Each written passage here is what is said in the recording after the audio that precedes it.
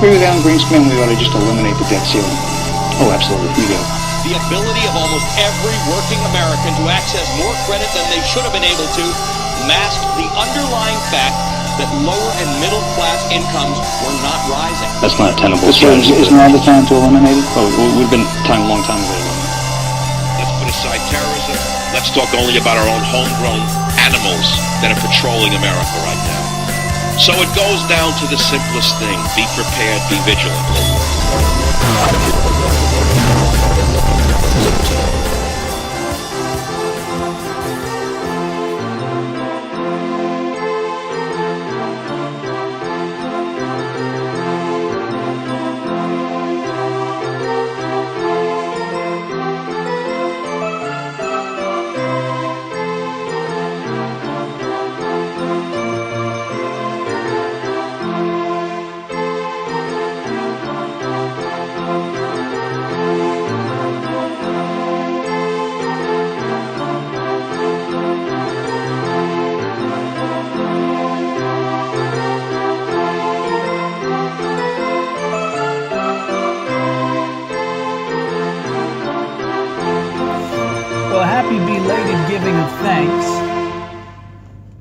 I did my best to get a show out to you before Thanksgiving so I could thank you all and tell you all that I am thankful for the I Am Liberty listening audience. But things happen. Family took over. I was surrounded by people that I love, and I like to do a podcast in a little more solitary situation, so didn't work out, but I'm back and I'm with you and I'm here and it's Sunday and we're gonna get this thing posted today. And you'll have a little something on a Sunday. We have sort of overtaken the holidays this year. We are ready earlier than ever before. We've got the lights up. We got the tree up. We've got all the consumerist... We've got all the consumerist trippings and trappings. But I do want to open the show talking about the holidays because we are not just running into the holidays, we are also running into the holy days of the year. The holiest times in the year. And before I left, literally the night that I left, I did a show on SoaringEagleRadio.com. And the host, Mike Spalding, he did an unbelievable job at picking apart the new book, Community. And Soaring Eagle Radio has some great high level religious talk. You know, the host Mike being an incredibly devout man, we had a good conversation. The idea of the book fit well into I think what his audience likes, and to be honest with you, the man did me a solid. He really read through the book and really picked out some incredible parts of the book to talk about with his audience, and we talked for about an hour. All about the book, all about community, all about preparedness. I'll get that show up and available for listeners. I'll get a link to it up on my website, IamLibertyShow.com, so you can check it out. But I just wanted to make that announcement because every year there's some point, there's some catalyst that sort of opens my eyes to say, the holy days are upon us. Yes, the holidays are upon us.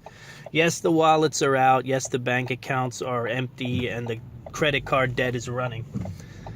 But it's also the holy days. The holy days. And we can't forget how important it is.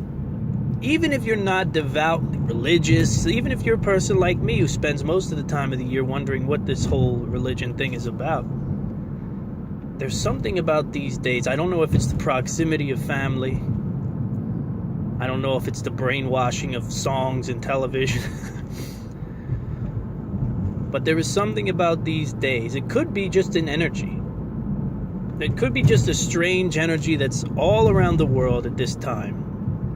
You know, there are Jewish holidays, there are Muslim holidays that are all floating around in sort of this big religious ectoplasm that's sort of around us. I think we're going to find out a lot more about energy and how it moves us. I don't want to get into a big, deep theological discussion about my belief in God, because I do believe that God is an energy force. That's what I believe. But I don't have time to get into it right now because I don't want it to be the bulk of the show. We're not close enough to Christmas to really get into it yet. But this makes sense to me. It's just something that makes sense to me. This time of the year, though, grab the Bible, grab the Torah, whatever it is that you aspire to read when you're feeling either at your most vulnerable or at your most, holy. It's very important to get back to these old books.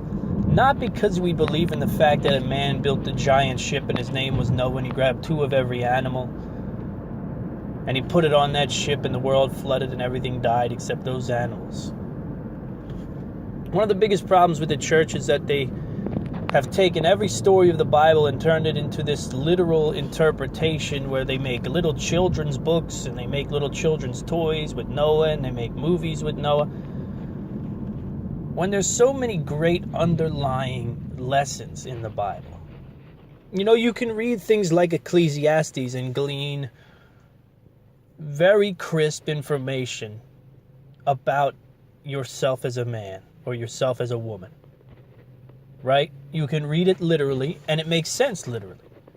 And there's not a whole lot, it is a little poetic, but there's not a whole lot of stuff in it that kind of confuses you or pushes you down this aisle of literalism where you go, this could never have happened. I point to Noah because Noah's one of those stories that people automatically write off the Bible and religion when they get into their little, whatever it is that they get into, the mockery. You hear a story like that and you can think of a million reasons why it never would work and why it never could have happened.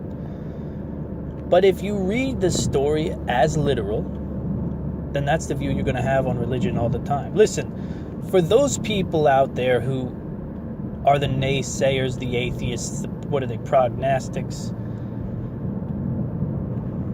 this is what I have to say to you. Never cut a resource off. There's nothing to gain in cauterizing a resource.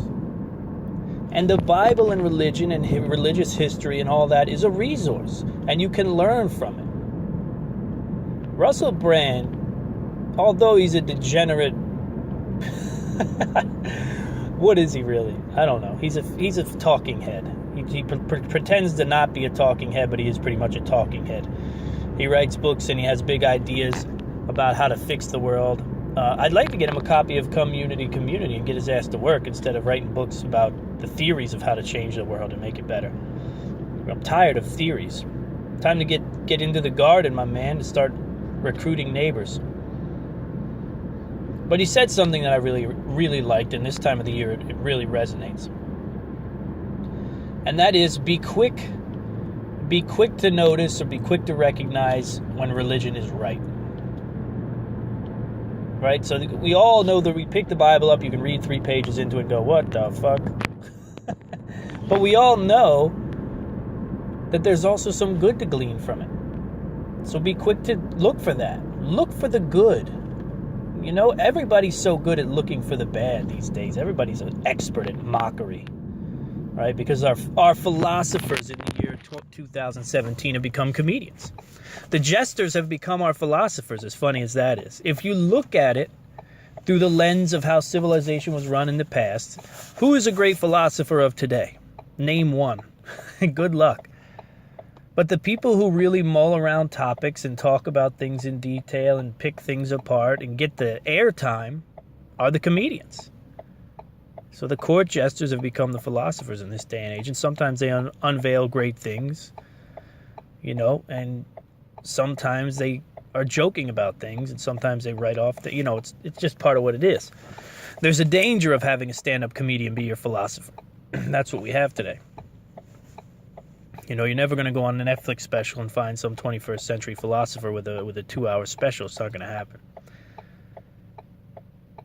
So instead, we have to be quick to see where religion is right, and that's where Russell Brand was correct. And that's when this time of the year, during these days when we cleave to the Bible in a way that makes Barack Obama scared. We cleave to our guns and we cleave to our Bibles. And like I said, I'm not a man who's wrapped up in religion. I don't go to church.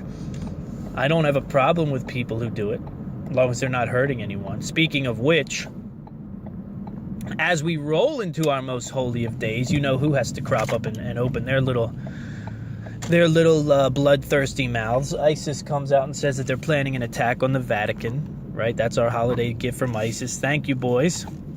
Back into the caves with you. Back into the caves with you. You know, the Vatican, well, we could do a whole show on the Vatican, right? The Vatican's got some very dark secrets. They've got some very serious issues when it comes to, especially the new Pope espousing how we need to help the poor, and he lives in a palace, a golden palace that's protected by giant walls, but we should let anyone we want into our nation.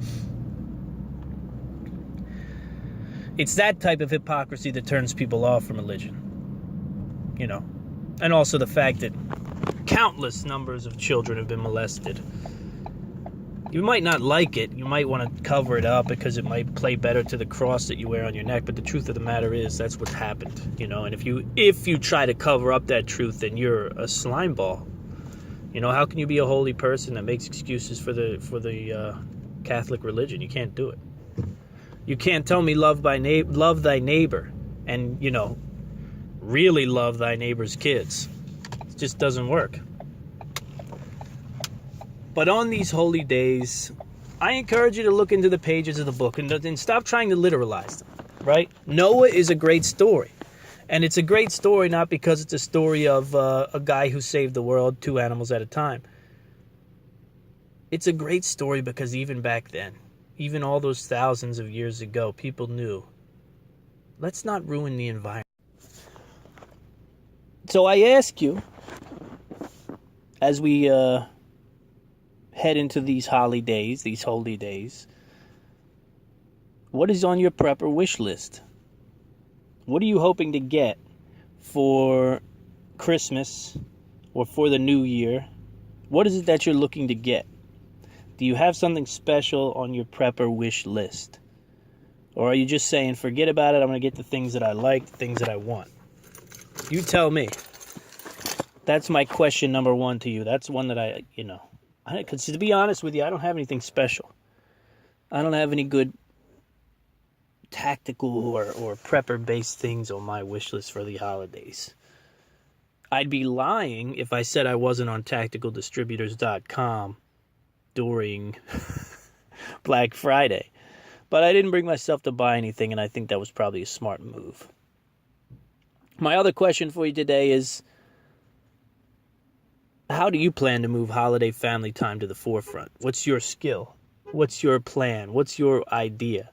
How do you plan on taking a grip on these holidays and spending more time with family, more time together, more you doing projects, you doing DIY crafts together? What do you do?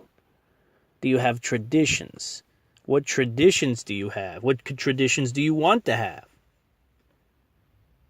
The making of this life is completely up to you. You know, you look from a distance and you see a family doing something and say, oh, God, I wish my family could do something like. You just shut up and do it.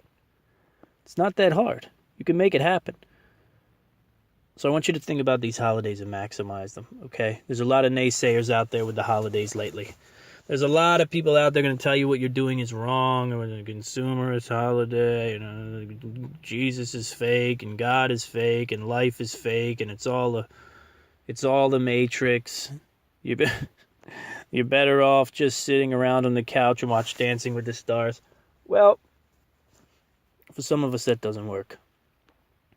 For some of us, we like to put lights up, and we like to sing Christmas carols, and we like to put trees up, and we like to praise God, and we like to do those things. And a pox upon the rest of you. I'm just kidding. But when I come back, I want to talk about something. I want to talk about diet. I want to talk about fasting. I want to talk about fasting and time-restricted eating because we're moving into the new year, and people are going to be looking for things to do. We've got a little bit of a time here between the holidays where people are going to want to slim down and look their best for Christmas. I don't experiment with diets a lot, but I do work out a lot, and fitness is a very big part of me and my show and my life. And I found something that's been working for me. And I want to tell you guys about it. Because I've also done things that haven't worked, and I'll tell you about that as well right after this.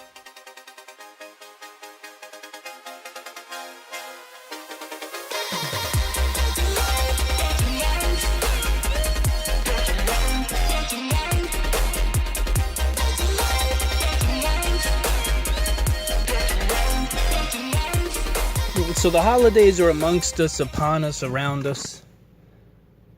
And I asked the listening audience, what is your wish for the holiday season? Have you thought of it? Do you desire something for your preparedness cash? Something for your tactical cash? And how do you plan on spending holiday time with the family? Are you giving up old traditions? Are you starting new traditions? Do you have any traditions?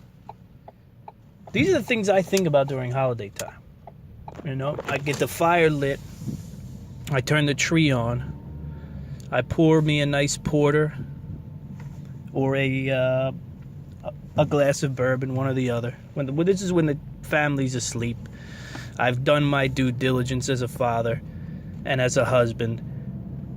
And I sit downstairs and I grab the Bible and I bring it over and look at it, read the passages that I have marked. I spend a lot of time in Ecclesiastes. I love it. I spend a lot of time in Proverbs. I enjoy the Proverbs. And then I always like to read something new, something obscure. There's a lot of obscure books that never get any airtime.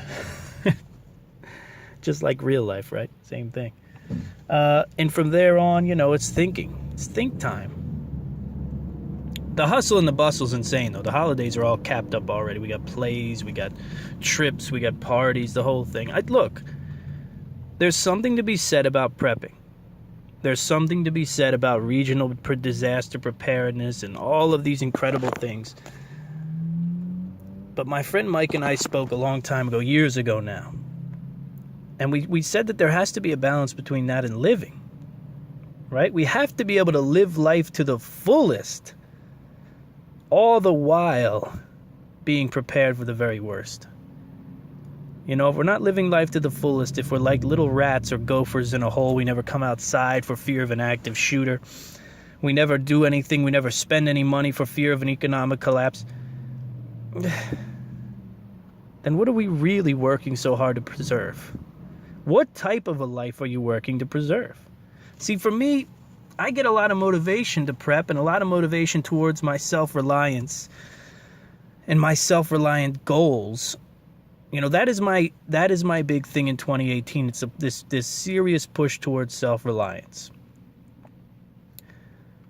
But it's time to sit down and think about all that, do all that. That's the time. You know, enjoy yourself. I get a kick out of me. I get a kick out of people, rather. My son's been saying that lately, too. It kills me, 6 years old. Oh, I get a kick out of this, Dad. But I get a kick out of the people who say nobody invites us to parties. I wish there were more. You got to have a party then. You just do the things. The things that you want, you just do them. You just have to do them. You know, it doesn't have to be huge. It doesn't have to be momentous. But you do them. You just do them. So you want to talk about time-restricted eating or self-reliance in 2018? There's a lot coming in 2018.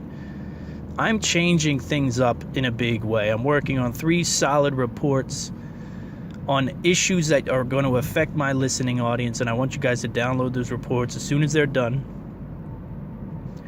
Download those reports. They're going to tell you about fitness. They're going to tell you about self-reliance in 2018, and they're going to tell you about community. And I realize, you know, I do all this work writing for other people, and I write some incredible stuff. I'm not going to lie. Some of my articles do incredibly well for people. My own articles do incredibly well for me, actually, as of late. Thanks to you guys, of course. But I need to put more time in the information that I'm bringing my listening audience and the people who visit IamLibertyShow.com. It's important to me. You know, that is sort of how this all began. If it weren't for this, I wouldn't be able to write. But to me, there's something to be said about self-reliance in 2018. And the idea that we can forge through convenience. That's the line that I'm using. And it sounds counterintuitive, right? Forging through convenience. But that's my goal in 2018, is to forge through convenience. Why?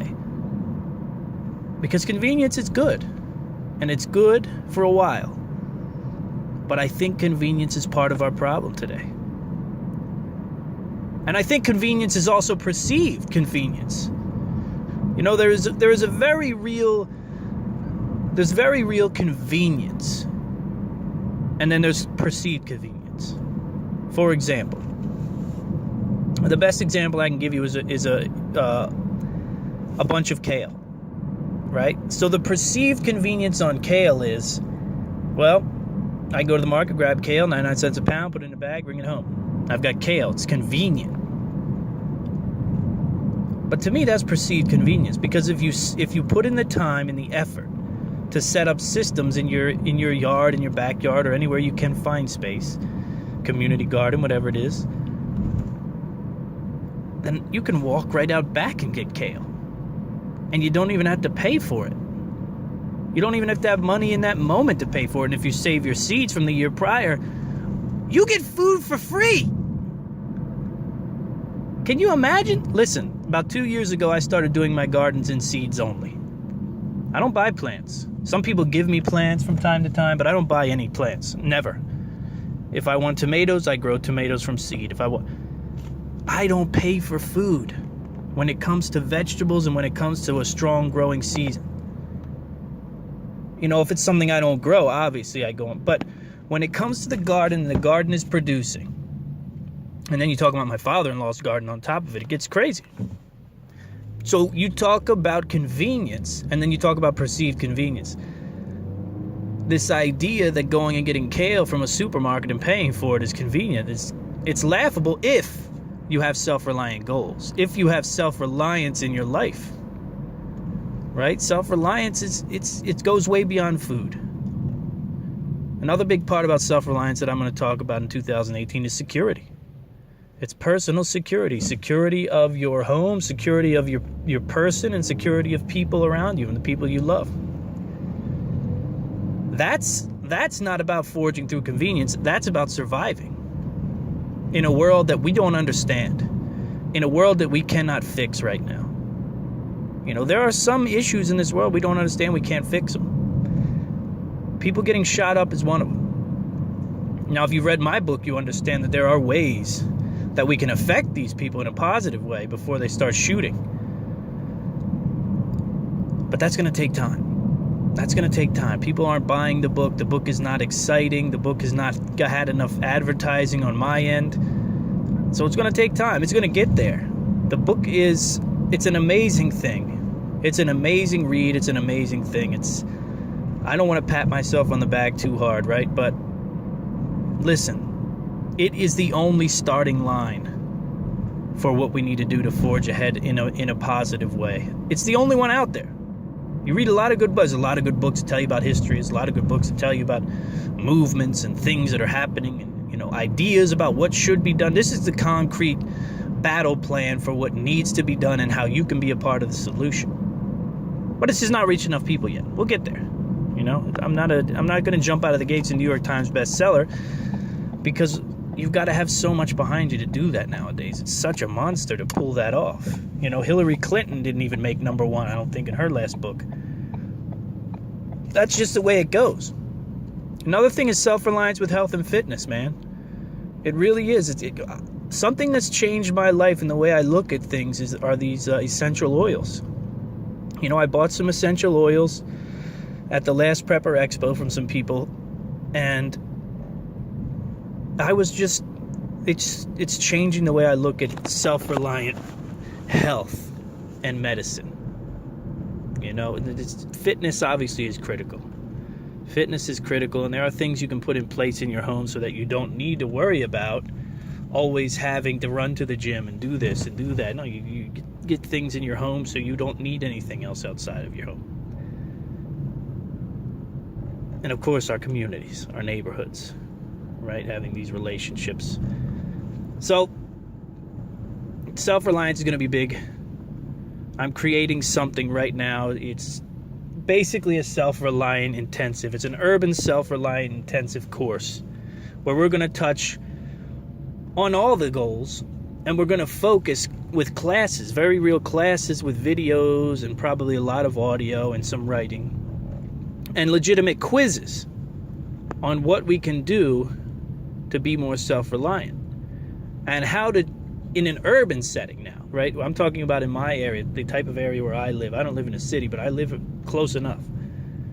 How can we be self-reliant? You know, if you're a homesteader and you live out on X amount of acres, good. You're there. You know, you're there. I want to talk to the people who think it's not possible, because it is possible. I want to talk about policy change, how to get policies changed, how to get zoning laws changed, and how to seriously affect the way that you do business around your household, how you eat, how you drink, what it is that you do day to day, and the things that take priority in your life. And we'll talk about that in those courses that are coming up. They're going to cost money. Yes, they are. They're going to be a revenue stream for me. I'll make sure that they're reasonable, and if you're interested in that sort of thing, then they're just what you are looking for, okay? But let's talk about intermittent fasting and time-restricted eating, or whatever it is that I'm doing lately. Now, for those of you who are into diet and exercise and pay attention to these types of things, worry about your health, you probably heard of something called the ketogenic diet, right? I think I even talked about it once on the show, ketogenic diet. Now, the ketogenic diet is, did that guy just shoot at me? I think somebody behind me just pretend shot at me. The ketogenic diet, I don't know what the problem is. But anyhow, it's a very important thing to understand that not all diets work for all people. And I found that out the hard way, right? Keto is this big thing. It's very exciting. No carbs, high fats, high proteins. And you look at that situation and it sounds good. You listen to a lot of scientists talk about it. Makes sense. You know, basically, essentially what you do, you cut the carbs out of your life and stop deriving your energy through carbohydrate. And you basically start telling your body to burn fat for energy instead of carbs. I think automatically you could see the benefits and understand the benefits to that, right? Well, I did it for a couple weeks and I felt like I was going to die, and then I got really sick. It wasn't good at all. I have a inferno metabolism. You know, that's what I have. I have an inferno metabolism.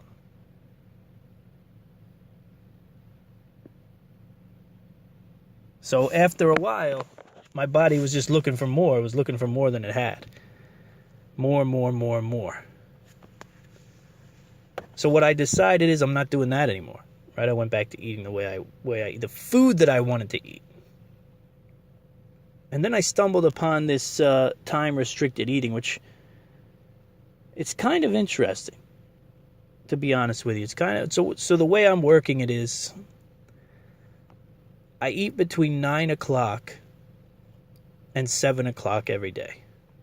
Right? After 7, before 9, no eating. And essentially you're on what is kind of a short fast in that period of time. And what it seems to do for me, I don't know about anybody else, but what it seems to do for me is when I wake up in the morning, I am definitely more awake than if I eat later in the night. What it also does for me is allows me to kick the day off. I don't have to worry about intake. You know what I mean? I make breakfast for the kids. And I'm going to be honest with you. The fasting thing, where the fasting thing always has had big success for me is in this idea that I'm pushing myself to do something challenging. While it might not be the most challenging thing I do in a day, when I get home from dropping the kids off or dropping Carter off at school, I start to say, oh, okay, yeah. This is hard now. Now I've got to wait an hour and a half, whatever it is, to eat, and I want to eat real bad. And the one thing I've noticed about me, and this is just me, I can only speak to me because, other people I've talked to, they said it, but I don't know what they really feel. One thing I've noticed is if I engage the willpower early in the day, I have much more willpower throughout the day. if I engage that sort of discipline early, wake up at 4. Okay, I'm up at 4, walk the dogs, get home. Don't eat until 9, but by the time 8:30 rolls around, it's like, 8:45, I'm cooking the bacon. Between 9 o'clock and 7, I eat a lot, and I eat basically whatever I want. Now, whatever I want is different for me than most people, probably because I eat very healthy on my own, like unconsciously. When I'm at home and I make food, that's the big difference, I think, between the two types of people. If you don't, the more food you make, the more healthy it tends to be. That's just the way it works for me. I don't know about you, but I make a lot of food, and when I make food, it's healthy food. And I eat crap sometimes also within that time window, but when the machine shuts down, this is what's most important, I think. When the machine shuts down at 7 and it doesn't turn on until 9 again, your body has the time to do all sorts of things. One of the things that I've noticed also is that I don't get sore at the gym. There's no sore after the gym anymore. And not that I ever get sore after the gym immediately, but the day after. And that's what's been really weird. Usually if I have a strong day of squats and deadlift, it can be like torture waking up in the morning. Because I do heavy weights, low reps, but it can still really tear you up.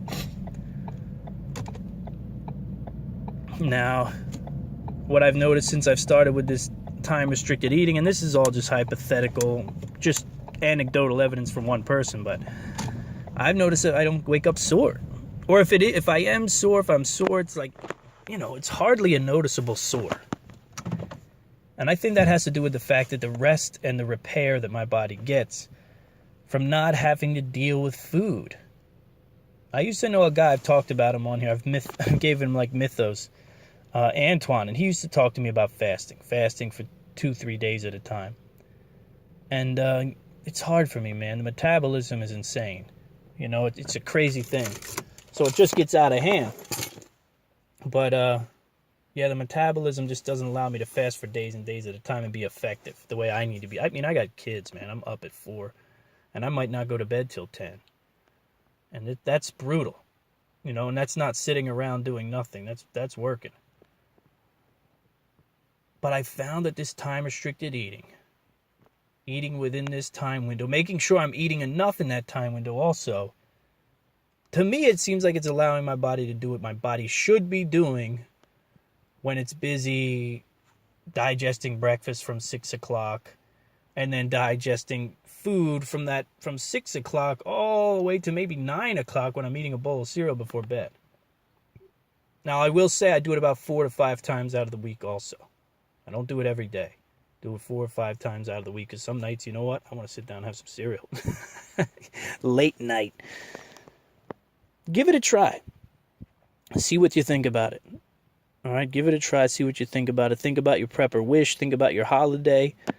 What else do I got on the list here? Holidays. ISIS attacking the Vatican. Soaring Eagle Radio. We talked about it. Look for that link.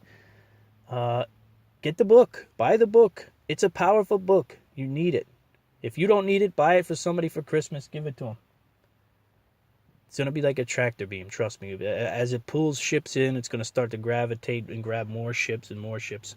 And before you know it, it'll be I think I like the pandemic idea better. It is infectious. We can make a difference.